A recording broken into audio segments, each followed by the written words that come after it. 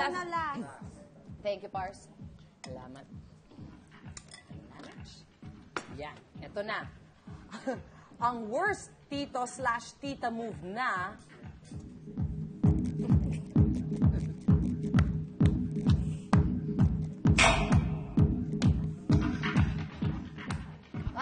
tayong apat.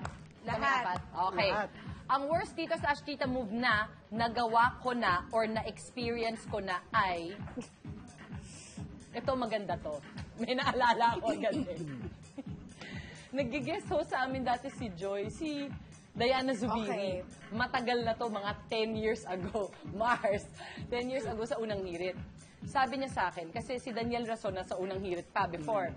So nasa labas ako, tapos padaan ako. At hindi niya alam yung name ni Daniel. Ang kilala lang niya si Arnold Clavio. So sabi niya sa akin, Tita, 10 years ago so 31 ako. 31.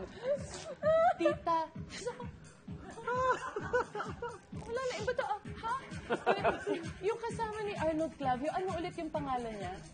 Daniel Rason. Tapos ako, okay, tapos pasok ako, sabi kay Arnold, Hoy, Arnold, bakit ako tinitita ni Diana Zubiri? Ano ba't ilang taon ka na ba?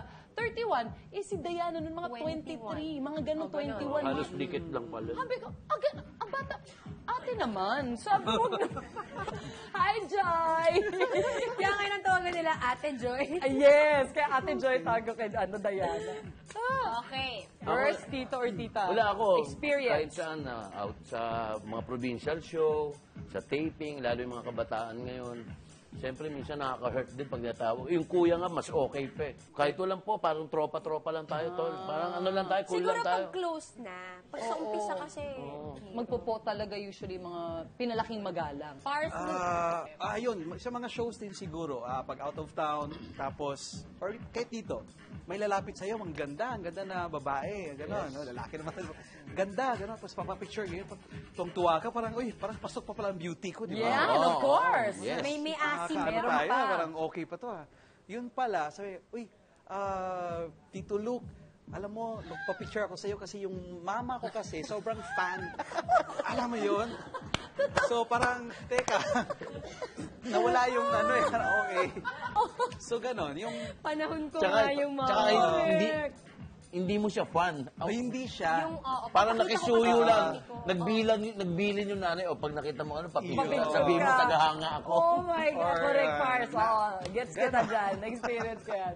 Ako naman, natulog ako more sa concert ng mga DJ. Kasi wala pa kasi yung main event. Oo. okay. So ngayon, parang pa lang, front act pa Yes, lang. yes. So nung una, sino ba to? Parang nakakaantok naman yung So, tulog akong ganyan. Tapos may ginising ako.